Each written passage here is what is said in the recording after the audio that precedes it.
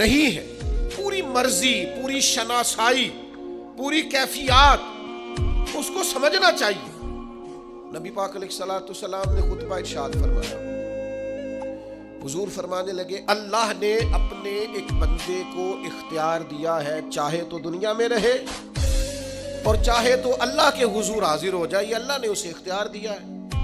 صحابہ کرام علیہم رضوان فرماتے ہیں کہ ہم سارے کے سارے پریشان تھے اور ڈھونڈ رہے تھے اور ٹٹول رہے تھے کہ سرکار کیا فرما رہے، لیکن فرماتے ہیں جناب صدیق اکبر کی آنکھوں میں آنسو آ گئے اور وہ آنسو بہانے لگے، رونے لگے۔ فرماتے ہم سارے پریشان تھے کہ یہ کیا انداز ہے، سرکار نے کیا بیان فرمایا، اور اگر حضور نے بیان نہیں فرمایا تو حضرت صدیق اکبر کی آنکھوں میں آنسو، اس کا کیا معنی ہے؟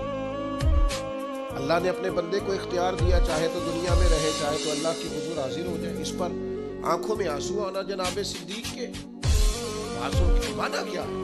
فرماتے ہیں کوئی وہاں تک نہیں پہنچ رہا تھا جہاں جناب صدیق اکبر پہنچ گئے۔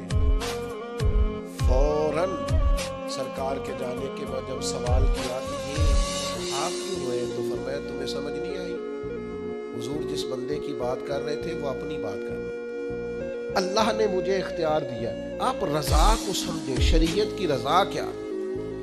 آپ یہ مت سمجھیں کہ میں نے جی اجازت لے لی ہے، مجھے جی حکم مل گیا تھا، میں جی بات سمجھ گیا ہوں۔ آپ رضا کیوں نہیں سمجھ رہے تھے؟ دین کی جو اصل مرضی اور منشا ہے اس منشا کو سمجھا جائے۔ بہت سارے لوگ ایسے ہیں انہیں بہت ساری باتوں کا پتہ ہوتا ہے، چشم پوشی کا مظاہرہ کرتے ہیں، جان بوجھ کر بھولے پن کا مظاہرہ کرتے ہیں، پورے شعوری طور پر ذہنی طور پر بلند فکر ہوتے ہیں، لیکن جان بوجھ کر وہ کمزوری کا مظاہرہ کرتے ہیں۔ حضرت صدیق اکبر رضی اللہ تعالیٰ عنہ غلامی کی وہ ذرا وارفتگی والی کی، آپ کوئی کام بھی کریں نا ذوق کے بغیر کریں تو وہ کام بندے کو تھکا دیتا ہے، پریشان کر دیتا ہے، لیکن اگر آپ وہی کام ذرا شوق سے کر لینا۔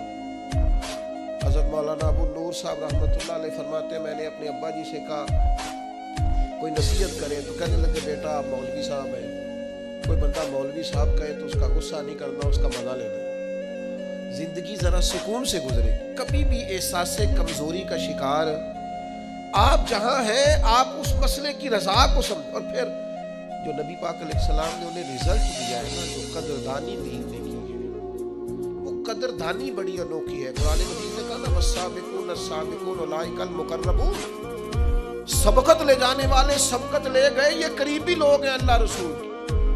حضرت یہ بخاری مسلم دونوں میں موجود ہے، حضرت عمر فرماتے ہیں میری اور جناب صدیق اکبر